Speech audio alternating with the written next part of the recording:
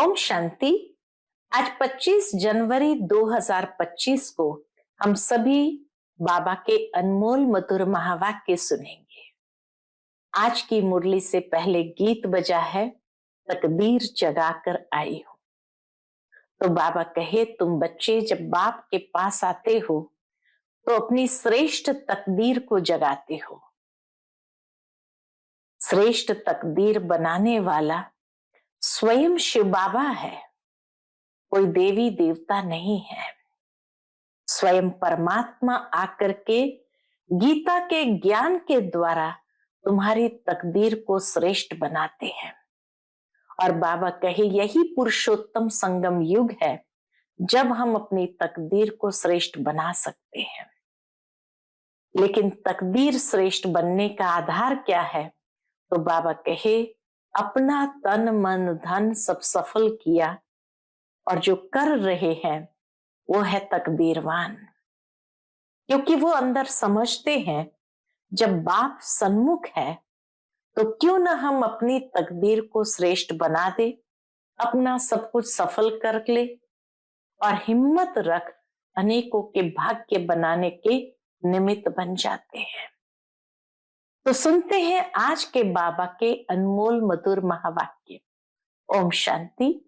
मीठे बच्चे, चुस्त स्टूडेंट बन अच्छे मार्क्स से पास होने का पुरुषार्थ करो। सुस्त स्टूडेंट नहीं बनना। चुस्त स्टूडेंट बनना है, सुस्त स्टूडेंट नहीं बनना। सुस्त वह है जिन्हें सारा दिन मित्र संबंधी याद आते हैं। इसीलिए बाबा कहे, चुस्त स्टूडेंट बन अच्छे मार्क्स से पास होने का पुरुषार्थ करो। आज की मुरली से पहले प्रश्न है, संगम युग पर सबसे तकदीरवान किसको कहेंगे? उत्तर, जिन्होंने अपना तन मन धन सब सफल किया है, वह कर रहे हैं, वो है तकदीरवान। कोई कोई तो बहुत मनहूस होते हैं, फिर समझा जाता है तकदीर में नहीं है। समझते नहीं कि विनाश सामने खड़ा है, कुछ तो कर ले। तकदीरवान बच्चे समझते हैं बाप अभी सन्मुख आया है, हम अपना सब कुछ सफल कर ले, हिम्मत रख अनेकों का भाग्य बनाने के निमित्त बन जाए। आज की मुरली से पहले गीत बजा है, तकदीर जगाकर आई हो। ओम शांति। यह तो तुम बच्चे तकदीर बना रहे हो। गीता में श्री कृष्ण का नाम डाल दिया है और कहते हैं, भगवान वाच, मैं तुमको राजयोग सिखाता हूं। अब कृष्ण भगवान वाच तो है नहीं, यह श्री कृष्ण तो एम ऑब्जेक्ट है। फिर शिव भगवान वाच कि मैं तुमको राजाओं का राजा बनाता हूं। तो पहले जरूर प्रिंस कृष्ण बनेंगे, बाकी कृष्ण भगवान वाच नहीं है। कृष्ण तो तुम बच्चों की एम ऑब्जेक्ट है, ये पाठशाला है। भगवान पढ़ाते हैं, तुम सब प्रिंस प्रिंसेस बनते हो। बाप कहते हैं, बहुत जन्म के अंत के भी अंत में मैं तुमको ये ज्ञान सुनाता हूं। फिर सो कृष्ण बनने के लिए बाबा ज्ञान सुनाते हैं, किस लिए? फिर से सो कृष्ण बनने के लिए। ये पाठशाला का टीचर शिव बाबा है, श्री कृष्ण नहीं। शिव बाबा ही दैवी धर्म की स्थापना करते हैं। तुम बच्चे कहते हो, हम आए हैं तकदीर बनाने। आत्मा जानती है हम परम पिता परमात्मा से अब तकदीर बनाने आए हैं। यह है प्रिंस प्रिंसेस बनने की तकदीर। राजयोग है ना। शिव बाबा द्वारा पहले पहले स्वर्ग के 2 पत्ते राधे कृष्ण निकलते हैं। यह जो चित्र बनाया है ये ठीक है, समझाने के लिए अच्छा है। गीता के ज्ञान से ही तकदीर बनती है। तकदीर जगी थी सो फिर फूट गई। बहुत जन्म के अंत में तुम एकदम तमो प्रधान बेगर बन गए हो। अब फिर प्रिंस बनना है। पहले तो जरूर राधे कृष्ण ही बनेंगे, फिर उन्हों की भी राजधानी चलती है। सिर्फ एक तो नहीं होगा ना। स्वयंवर बाद राधे कृष्ण सो फिर लक्ष्मी नारायण बनते हैं। नर से प्रिंस व नारायण बनना एक ही बात है। नर से प्रिंस बनो या नर से नारायण बनो, बाबा कहे एक ही बात है। तुम बच्चे जानते हो यह लक्ष्मी नारायण स्वर्ग के मालिक थे। जरूर संगम पर ही स्थापना हुई होगी, इसलिए संगम युग को पुरुषोत्तम युग कहा जाता है। आदि सनातन देवी देवता धर्म की स्थापना होती है, बाकी और सब धर्म विनाश हो जाएंगे। सतयुग में बरोबर एक ही धर्म था। वह हिस्ट्री ज्योग्राफी जरूर फिर से रिपीट होनी है। फिर से स्वर्ग की स्थापना होगी जिसमें लक्ष्मी नारायण का राज्य था, परिस्तान था, अभी तो कब्रिस्तान है। सब काम चिता पर बैठ भस्म हो जाएंगे। बाबा कहे परिस्तान बन जाएगा तो बाबा कहे ये दुनिया ही पूरी बदल जाएगी। इस समय तो ये दुनिया कब्रिस्तान है। सब काम चिता पर बैठ भस्म हो जाएंगे। सतयुग में तो महल आदि बनाएंगे, ऐसे नहीं कि नीचे से कोई सोने की द्वारका व लंका निकल आएगी। द्वारिका हो सकती है, लंका तो नहीं होगी। गोल्डन एज कहा जाता है राम राज्य को। सच्चा सोना जो था वो सब लूट गया। तुम समझाते हो भारत कितना धनवान था, अभी तो कंगाल है।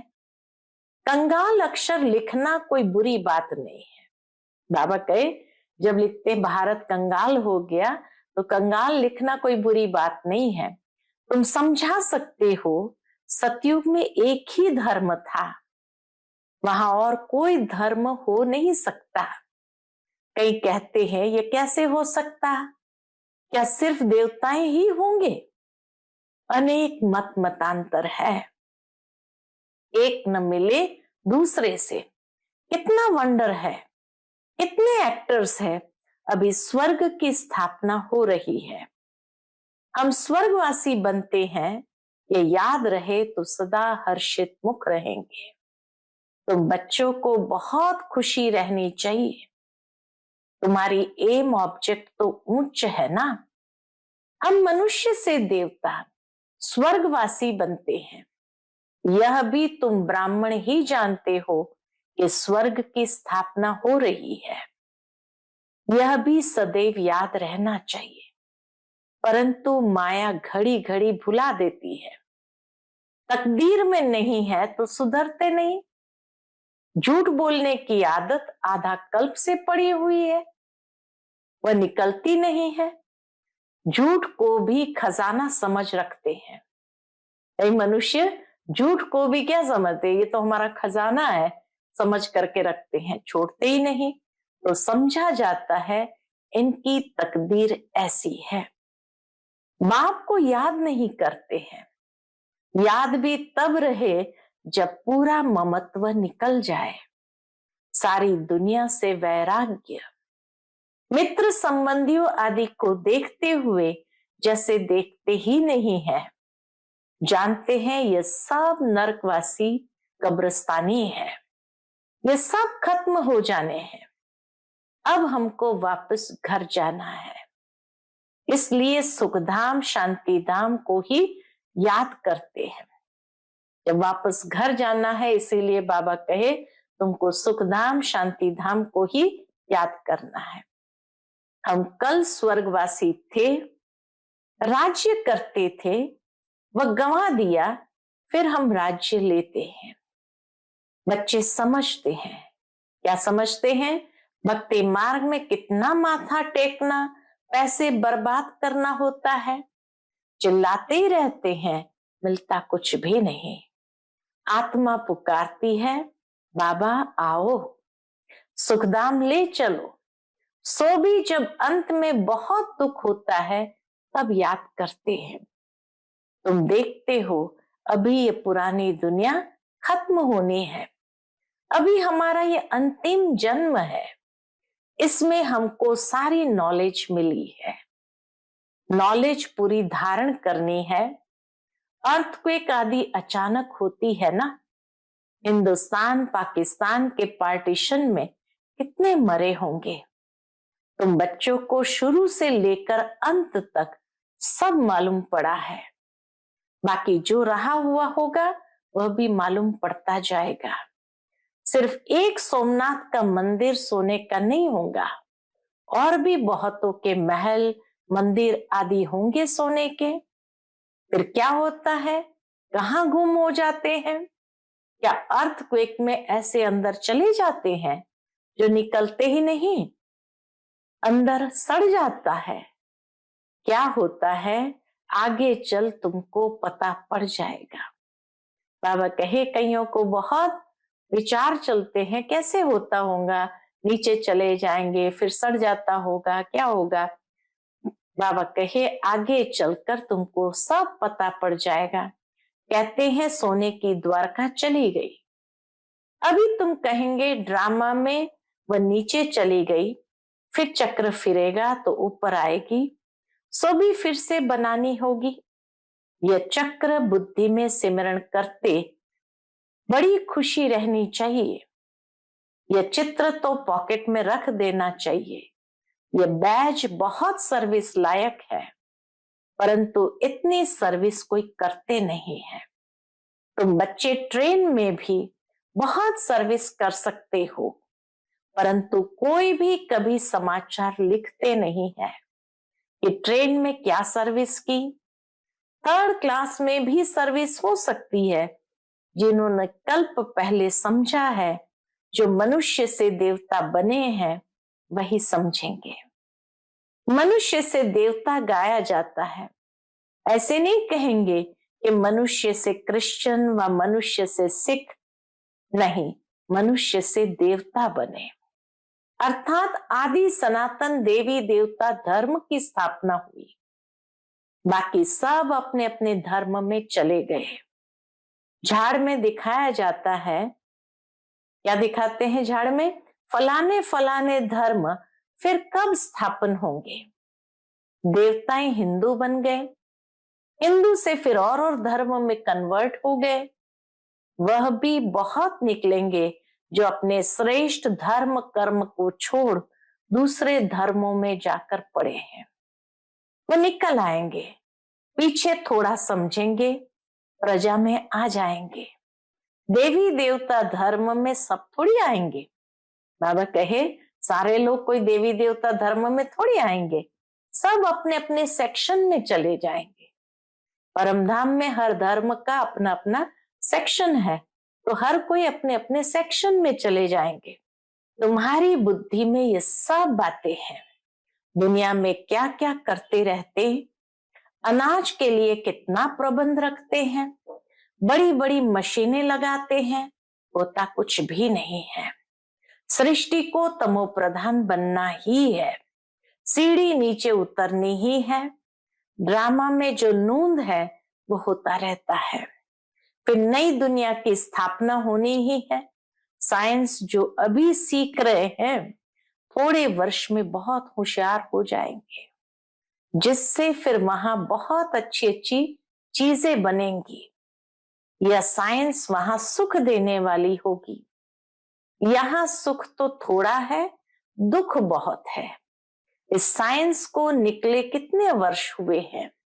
आगे तो ये बिजली गैस आदि कुछ नहीं था, अभी तो देखो क्या क्या हो गया है। वहां तो फिर सीखे सिखाए चलेंगे, यहाँ से सीखे सिखाए चलेंगे, जल्दी जल्दी काम होता जाएगा। यहाँ भी देखो मकान कैसे बनते हैं, सब कुछ रेडी रहता है। कितनी मंजिल बनाते हैं, वहां ऐसे नहीं होगा। वहां तो सबको अपनी अपनी खेती होती है, टैक्स आदि कुछ नहीं पड़ेगा। वहां तो अथाह धन रहता है, जमीन भी ढेर होती है, नदियां तो सब होगी, बाकी नाले नहीं होंगे जो बाद में खोदे जाते हैं। बच्चों को अंदर में कितनी खुशी रहनी चाहिए। बाबा कहे सतयुग की बातें बाबा सुनाते हैं, भाई नाले नहीं होंगे, नदियां बहुत मीठी होंगी, तो बच्चों को अंदर में कितनी खुशी रहनी चाहिए।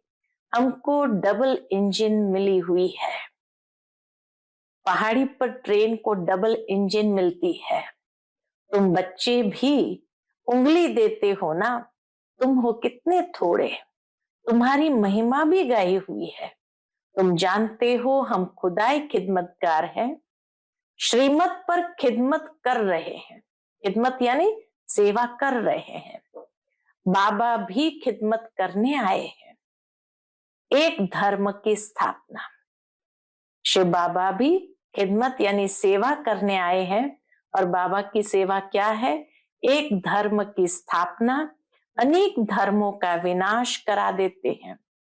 थोड़ा आगे चलकर देखेंगे बहुत हंगामे होंगे। अभी भी डर रहे हैं, कहाँ लड़कर बॉम्ब्स न चला दे।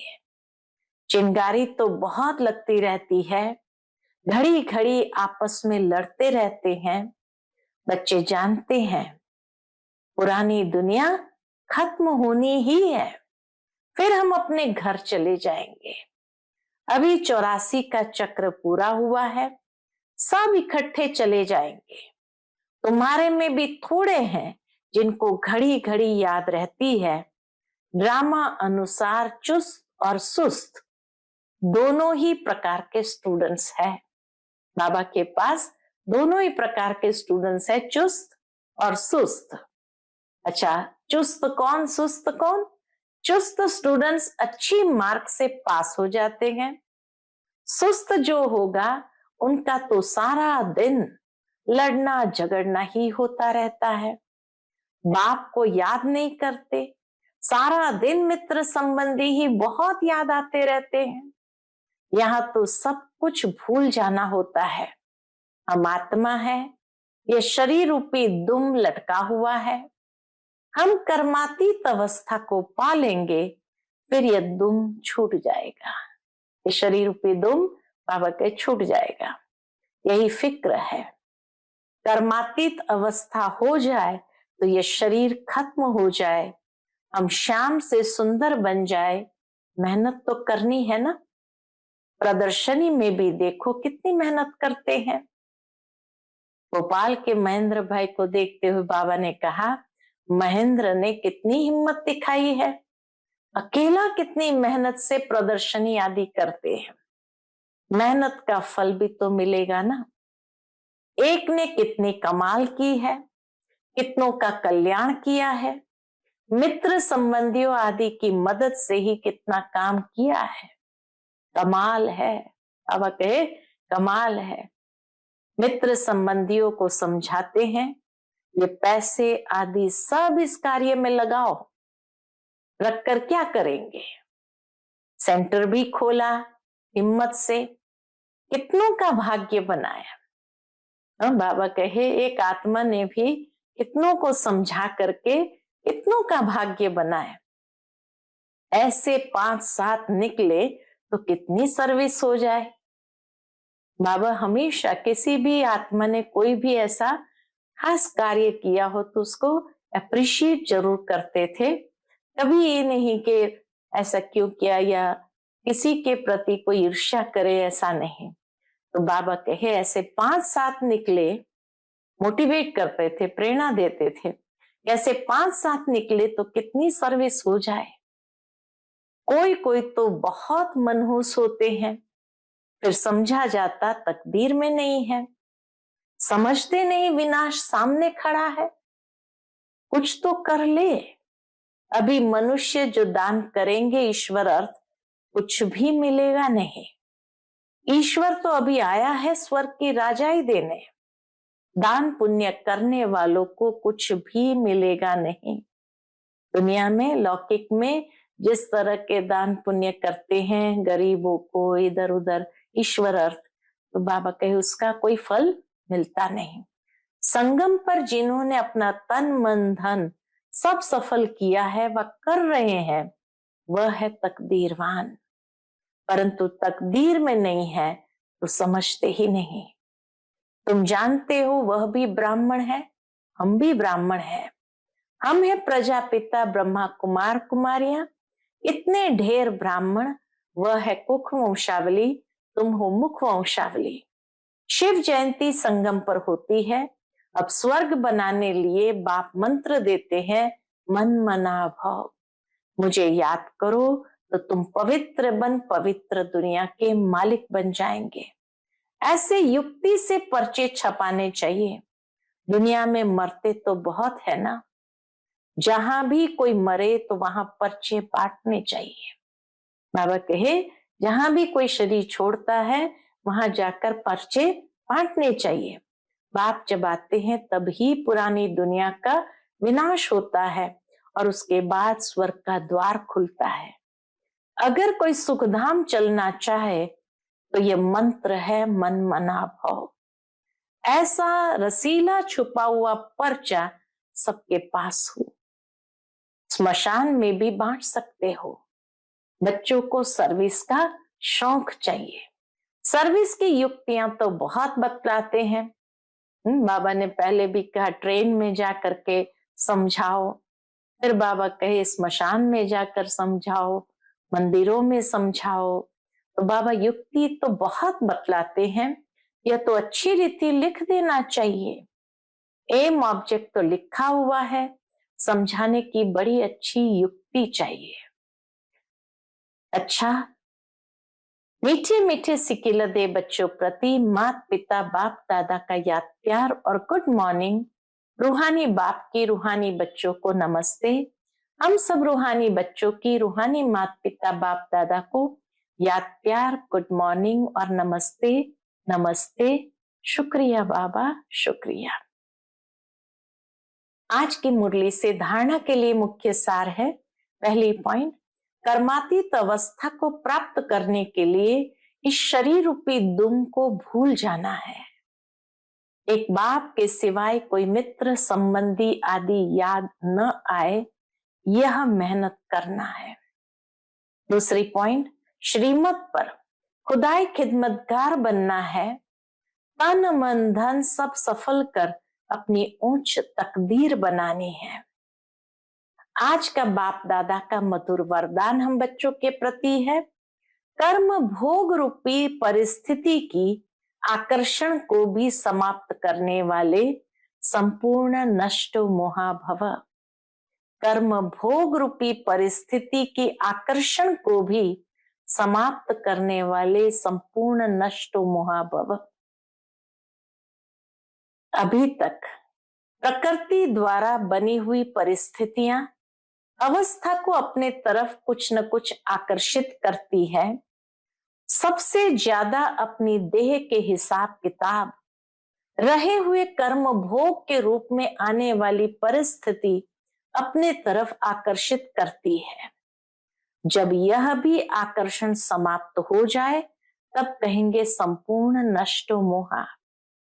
कोई भी देह की व देह के दुनिया की परिस्थिति स्थिति को हिला न सके, यही संपूर्ण स्टेज है।